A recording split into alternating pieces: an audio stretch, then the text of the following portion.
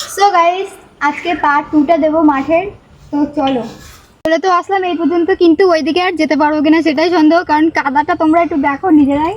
এখান থেকে যেতে গেলে পুরো কাদা মেখে সেই লেভেলের রোদ গাইস, শুধু তোমরা একটু মুখের অবস্থাটা দেখো আমার ঘেমে কি হয়েছে।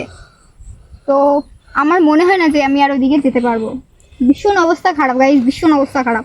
দেখো তোমরা একটু রাস্তাটা দেখো, এত কষ্ট করে আসা মনে হয় বৃথা হয়ে যাবে। তো চলো বাড়ির দিকেই যাই, আর এদিকে যাওয়া হবে না। চলো এদিকে দেখো গাইস, আমার ভাই একটুখানি যেতে গিয়ে ওর অবস্থাটা মানে কাদা মেখে পুরো ভূত হয়ে গেছে। এখন কোথায় নেমে পা ধরছে দেখো। সেই লেভেলের রোদ গাইস, খুবই রোদ।